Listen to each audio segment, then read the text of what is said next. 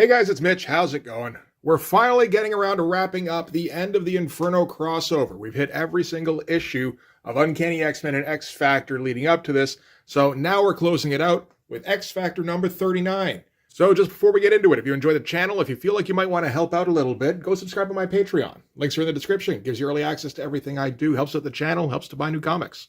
All right, so we're finally here.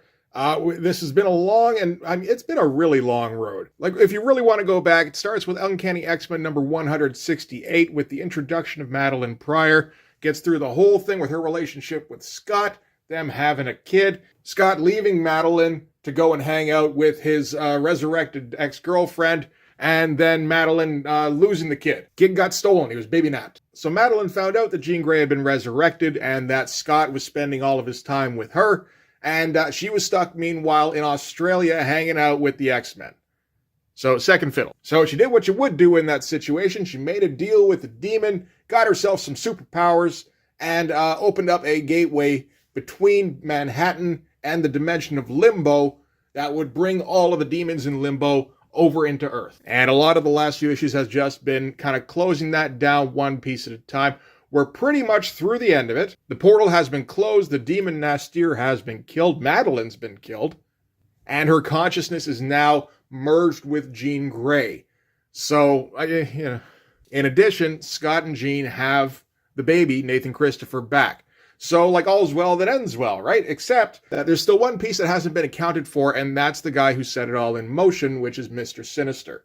We found out over the course of Inferno that Madeline was a clone of Jean Grey, created by Mr. Sinister to try and create the offspring, the baby, that he eventually arranged to have stolen. Now we're getting to the point where the X-Men and X-Factor have all been incapacitated. They're lying in the wreck of Xavier Mansion, and Mr. Sinister and Malice are standing over them and about to deliver the coup de grace.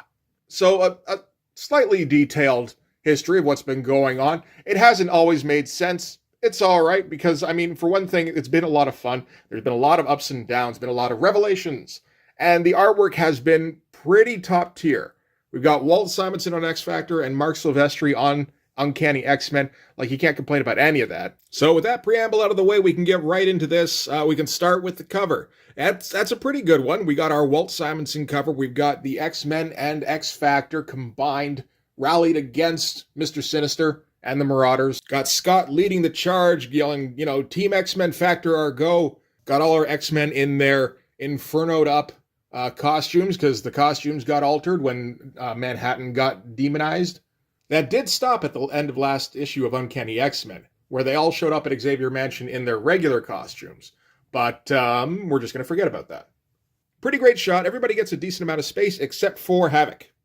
Way off in the corner here. Everybody else you can see pretty well. I guess it wouldn't be too great to have him, like, poking through Storm's legs. That's a little bit, I don't know. Like there's underlings and then there's underlings. I like the decision, though, to block off just the bottom corner here. Because, like, Walt knows that the corner box is going to be here, and he's obviously incorporated it, where Wolverine's partially standing on it. And then you actually get this kind of nice tilted effect, where it's more of an arc going down, and then other guys standing behind. That's kind of nice. All right, so we're going to start off as usual with a splash page. When last we left the X-Men, like I said, all of them had been incapacitated. They were lying in the rubble of Xavier Mansion, except for Longshot. Longshot and Beast had been off at the X-Factor ship, dropping off Jean's parents, so to keep them safe. And it was unsure whether or not Longshot was going to rejoin the team. Beast seemed to be going to, but we haven't seen him again since. So now it's just Longshot against Mr. Sinister. That doesn't exactly instill the most confidence. Longshot's whole deal, of course, is that he's just got good luck, except that his good luck has been kind of just leaving him recently. Because with the whole Inferno thing, the X-Men got twisted to be kind of more, not quite evil, just more mean and ruthless, that sort of thing. In Longshot's case, it really just kind of turned him into a schoolyard bully, because that's as evil as Longshot gets. The page itself is all right. It's pretty sketched out. This whole issue feels like it was done really fast, and I think this is the last issue Walt is actually drawing of X-Factor. He's been doing it for quite some time now, working with his wife Louise, and I'm sure it was fun at some point, but I'm getting the impression that this is not really all that enjoyable anymore. I don't know. Like there's bits in here where it almost feels like Walt is making fun of this comic. But decent pose up here at least. I kind of wish we could see a bit more detail, but I guess you got to try and fit in a whole bunch of figures, and that's kind of hard to do. So, Mr. Sinister is like openly mocking Longshot here, where he's fully aware of Longshot's abilities and also aware that Longshot's abilities are not really available to him right now. And in fact, if he tries to use them, it'll probably just fly back in his face. So we're getting Longshot's thoughts here, where he's like, I let myself be mesmerized by a demon. Under his influence, I did evil. And it's like, you basically just kind of gave Cyclops noogies. I guess they were evil noogies, but like still. But Longshot's an X-Man, so he's still going to try. So he takes his the belt, I guess, for his knives, which looks like it's mostly depleted, and hurls it at Malice, tying up her legs and knocking her over. I guess that's lucky. And Beast bounds in, saying that was their ploy, that they were going to distract them. And then he kicks Mr. Sinister in the head. That is a Beast-level ploy, to be sure.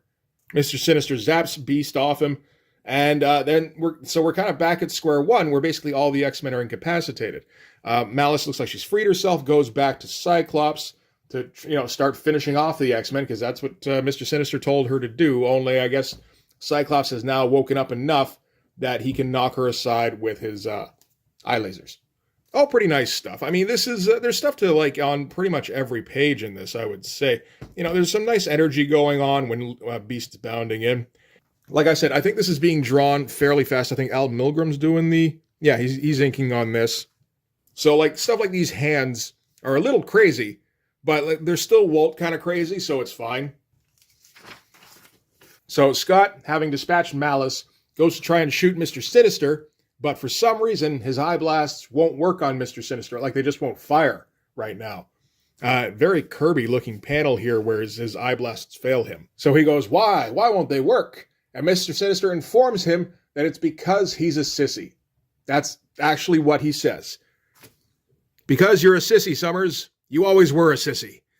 And Cyclops responds with, I'm not. I'll make you drop her. And they got the note here. It's like, what is going on here? This isn't normal. We're acting like kids.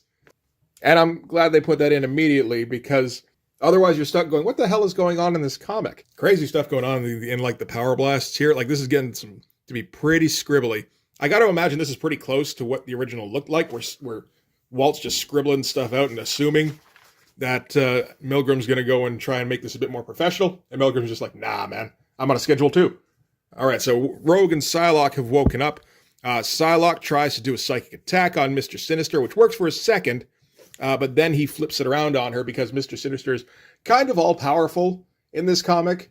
He does get portrayed that way an awful lot, where you just don't know exactly what his limitations are or what his abilities are around this time. So then Rogue sweeps in and tells him that was a delaying tactic, and it's like, oh, this sounds an awful lot like what was going on between Longshot and Beast. All right. Again, fun stuff as Mr. Sinister turns the psychic attack back on Psylocke. Like, Walt doesn't have to try too hard to make the figures look fun and, like, very dynamic. So, Rogue tries to absorb Mr. Sinister's powers, only it turns out he flips that on her. So, he basically ends up possessing her, and he's like, hey, this body's fun. And he starts kicking the shit out of Cyclops, standing over him in Rogue's body. That's a pretty awesome shot where her face is all in shadow, except for the skunk hair. I do like how that looks. And that flashes Scott back to a memory that he had repressed, apparently, when he was a kid. When apparently Mr. Sinister came to him when he was in the hospital. Probably not too long after him and Alex survived the plane crash that killed his parents, I think. Or maybe that's Jean. I don't even remember now. So, recognizing that Sinister was, obviously not on his side, he responded by shooting with his eye lasers. And so Mr. Sinister kind of locked him up with hospital equipment. And the next thing Scott knew, it was a year later and he had been in a coma. And it's, what? What are we doing in this comic? What I think we're doing in this comic is that since previously, Mr. Sinister really only had a connection with Madeline Pryor, and since Madeline Pryor is now dead, we need to establish a connection with an existing, live X character. Otherwise, there's no real reason to bring Mr. Sinister back after this. So we've decided that Mr. Sinister was formative in young Scott Summers' life. It's like, we're just going to say that. All right. So now we're going to get like in-depth origin stuff on Cyclops, where, so Scott talks about his parents' plane exploding. They pushed Scott and Alex out the door without a parachute, but Scott used his optic blast for the first time, kind of slowing down their fall, so I guess aiming it at the ground. And that was what triggered Mr. Sinister's interest in him, apparently. Mr. Sinister had Scott and Alex transferred to his orphanage, although he had Alex transferred separately. But apparently on the way to the orphanage or something, Scott seems to have been intercepted by the X-Men, by Xavier, and whisked off to his school and raised by Charles. So it sounds a bit like Mr. Sinister raised Alex, basically, in the orphanage, or at least had a close eye on him. Although they don't really mention that. I mean, Alex really does just get ignored most of the time. So with Scott no longer under his personal surveillance, Mr. Sinister went to his backup plan years later, which was to make the Jean Grey clone in Madeline Pryor. And when Jean Grey reappeared, Mr. Sinister felt the whole thing was falling apart, so that was when he sent the Marauders after Madeline to try and kill her, before anybody could do a comparison, like a direct comparison between Madeline and Jean, and see that they had, like the same basic genetic structure and everything. And that was when he got a hold of Nathan.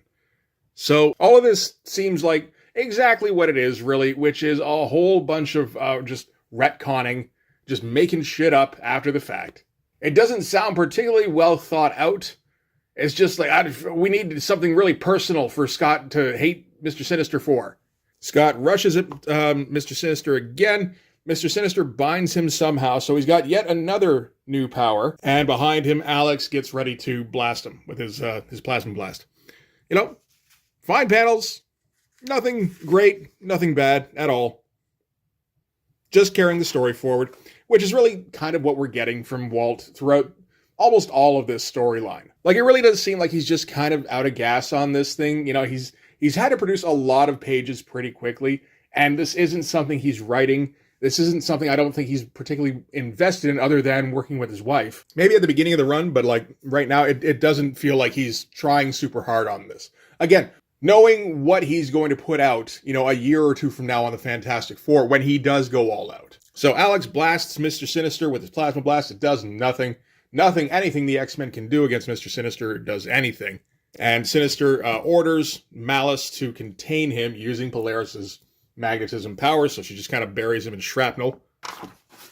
And Alex is, throwing empty threats at Sinister. Sinister doesn't even bother turning around to look at him, just tells Malice to kill him. So she starts squeezing him through with the shrapnel here. And then Colossus busts out of the wreckage. It's like, oh shit, yeah, there's other X-Men here, aren't there? And Malice takes care of him easily, because, of course she does. He's Steel. And tosses him away, which he finds delightful, judging by his expression there. I don't know what the hell happened there. Louise tries to cover for it by having Colossus say, "Stop it, you witch." And she yells, "Smile when you call me that." So I guess theoretically she's making him smile, like magnetically. But that's just one of those things where it's like, so what were you thinking there, Walt? I don't know what's up with that. So this is kind of where we're at, where Scott is bound, Havoc is bound, Malice has Colossus. Colossus busting in at least did save Havoc from being killed immediately. And Sinister has Jean Grey. Jean hasn't really been able to do anything in this issue so far. So with the villains having the upper hand, naturally we're going to get more monologuing. And this is where they just kind of explain in more detail that, while he was in the orphanage system, Sinister had access to Scott and basically wiped his memory, had him for a year, and tried to kind of make him his servant and train him to obey Sinister, and it never really worked. So all sounds extremely unpleasant. Although he did make him his ruby quartz glasses, so that was nice of him. At least he got him something pretty afterwards. And we're kind of left where we've been this whole book, with Sinister in control. And apparently he's the source of a lot of misery in Scott's life, but it's the kind of thing where it's like you find out after the fact, it's like, oh, really? I mean, those things sucked. I guess knowing those things were because of you doesn't really make them suck any less or more. It's just that, they still suck. And I mean, over the next couple of years at least, they didn't touch on the relationship between Scott and Mr. Sinister. So it almost feels like there's no point in this anyway. But back in the ruins of the X-Mansion, Wolverine starts to wake up. He's still got his all-black, Inferno costume going, well, the all-black headdress anyway. And he got impaled earlier by Malice, so he's been spending all this time healing. So he crawls over to Storm, tries to get her attention. It looks like he extends the one claw and just kind of pokes her a little bit. Storm grabs Betsy. Betsy reinitiates the mind link between all of the X-Men.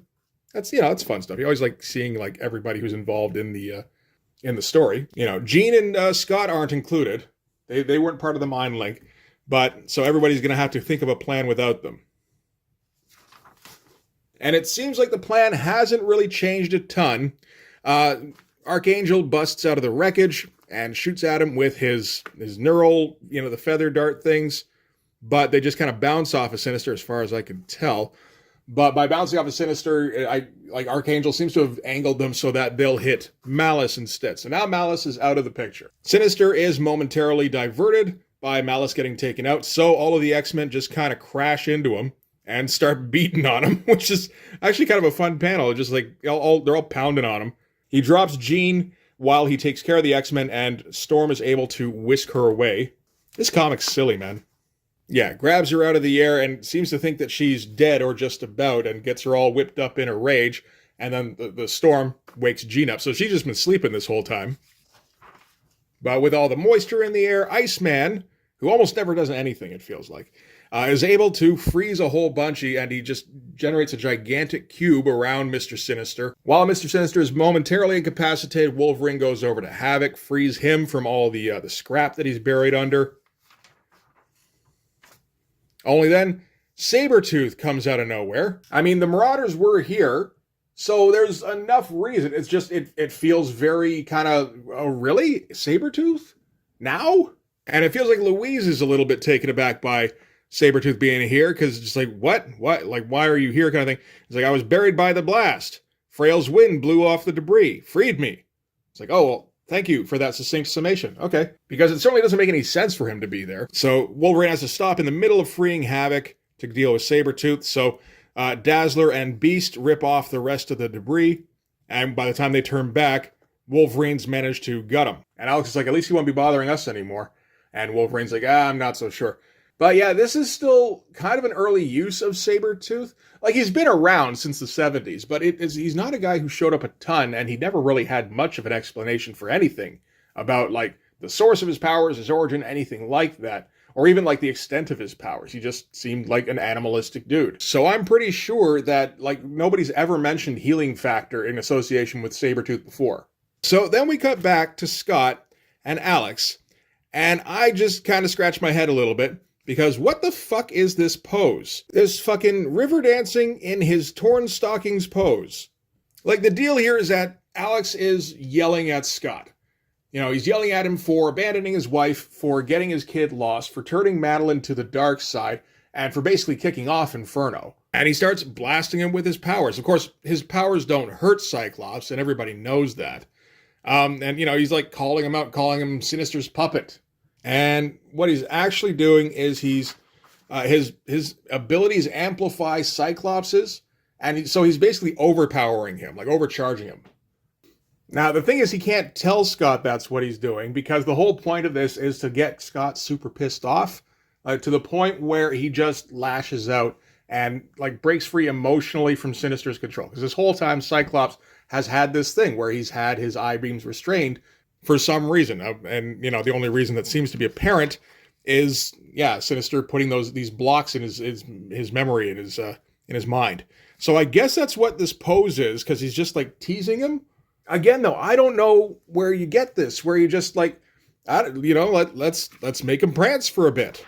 So at that moment, Sinister busts out from the ice, because nothing can contain Sinister. Everybody's hitting him with everything they have. Like, Jean's awake, she's back in it, she's trying to hit him telekinetically, while Storm hits him with the lightning, Dazzler hits him with the lights, Iceman's hitting him with the ice.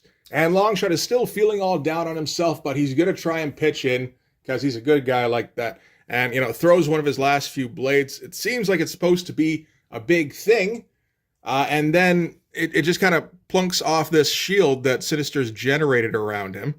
which gets his attention, and he shoots at Longshot, but Jean happens to fly in the way. So this is like Longshot's luck has gone bad again, it seems like. She falls right into Sinister's arms.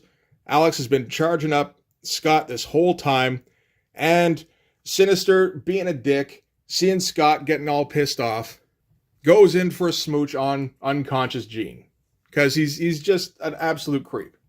We did get one pretty cool like all these panels are pretty good, but we got one that was quite good with all the X-Men ganging up on Sinister here, and it just like coming off in waves. Again, it's something Walt could do better, but this still looks pretty good.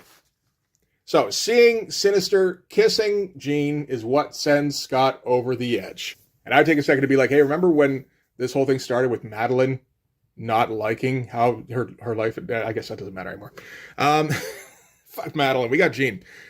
Beast bounces in out of nowhere, grabs Jean out of Sinister's arms, and Scott disintegrates Mr. Sinister. So the whole deal, I guess, the whole reason why Sinister was, like manipulating Scott through his childhood and everything was because Scott actually has the ability to destroy Mr. Sinister. Nobody else does, just Scott, just his eye lasers. Pretty great shot, probably pretty iconic. I don't remember ever seeing it before this, but it's not quite gory, but it still feels like, whoa, that's we're seeing quite a bit there. That's a full on like dismemberment going on. And now we're gonna have it all explained to us. Polaris has disappeared, or Malice, whichever you prefer. This is where we have it explained to us that this was Alex's plan to try and hype up Scott, get him all pissed off. And now, everything's all right, and they're going to hug it out like brothers do. X-Men all take off back to the Outback, because this is still, the Outback era. Nice shot of them taking off again. And then we get a whole big sum up here at the end in a half a page, where Scott's like, ever since I came to Xavier's, I felt there was something wrong with me, something twisted beyond my control. It drove me to combat it, to be the perfect leader, the perfect hero. Then Madeline came and I failed in every way. Eventually I blamed Xavier. I thought his early training had somehow warped me. And Archangel's like, and now you know the truth. So that's like a big old sum up on like Scott's whole character arc up until now, I guess. But anyway, they won. And this is an X Factor book, so we should end with X Factor on their own. And they mention here that they still have Nathan Christopher. I guess he's probably with Jean's parents. That would make the most sense, I suppose. And next issue, we're going to get a new adventure with Nanny and Orphan Maker. All right. So, yeah, that's the end of Inferno. Like kind of a truncated ending. And not super, like it's a pretty epic fight, I guess. But I don't like the way that they shoehorn Sinister into Scott's past to try and make it all about Scott.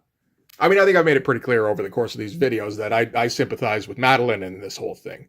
And I think she's a better character than, Jean easily, but also Scott. I don't mind Scott being, a dude who couldn't handle the pressures of marriage and who couldn't resist his first love, who sacrificed herself for him, and probably missed being a superhero and ran away from his home, and still kept token contact with his wife and stuff, but really he was off doing what he wanted to do with who he wanted to do it with. If you're going to incorporate that into the comic, by all means incorporate that into the comic. That's an interesting character, theoretically. Not particularly sympathetic, but they don't all have to be sympathetic. And the kids buying it from month to month wouldn't know anyway. It's just people who have been reading it for, 7 years at this point? The 10-year-olds haven't been doing that. So they're just going to read about this superhero. Meanwhile, all the guys who have been reading it for all these years know, he's not a great guy. The other thing about making it about Scott is that they kill Sinister in this issue. Obviously they're going to bring him back at some point because he's a very cool looking villain and he's got some kind of ill-defined powers that, not even, just he seems to be able to do just about anything. But by the time they brought him back, they did not associate him with Cyclops or the X-Men, not right away anyway. He was an X-Factor villain next time he came back.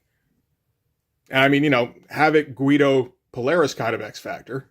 So there was no reason to associate Sinister with Scott and get this whole convoluted backstory in there that it is like distasteful for one thing. But also, it doesn't feel like it feeds into his character a whole bunch at all. Like, he was well explained enough as he was. So really, it just feels like a way to, again, shunt Madeline out of the picture. We've killed her off, we've merged her personality with Jean, and now the final battle doesn't have anything to do with her. It's just, oh yeah, no, it's really all about Scott. I don't know, it just kind of bugs me. And the issue itself is like, yeah, like I said, there's some pretty epic battle stuff going on, but the art isn't Walt's best. I think he's been rushed for too long, and he's just gassed at this point. And he knows that he's coming off this book, and he's just, trying to make that last deadline and get it out of the way, which is a bit unfortunate. But anyway, that wraps up Inferno. It's had its ups and downs. It definitely had some high points, and it had a few head-scratchy moments as well. I guess, given that, you might as well have a head-scratchy ending. They really don't even state at the end that Cyclops' blasts were the only thing that could kill Sinister. Obviously that's the case because everybody hit him, and it did nothing. And then Cyclops hit him and he just exploded. But you just expect some kind of statement. I don't know. Yeah, it feels a little unsatisfying. You know what? We're actually going to check out one more Inferno-tied thing in a couple of weeks. There is the one more thing I want to look at that's associated with this. So, not quite the end of Inferno as a story, but for this one anyway, that's going to do it. Thanks very much for watching. If you like this video, please hit like, hit subscribe, hit the notifications so you know when the next one's coming out. Go over and subscribe to my Patreon. Gives you early access to everything I do. From the Blood Force stuff to the YouTube videos before they get uploaded to YouTube, as well as some Patreon exclusive content. You can also follow me on Instagram and DM me there for commissions. And you can join the Blood Force Discord server. But yeah, that's going to do it. Thanks again for watching, guys. I'll see you in the next one. Bye-bye.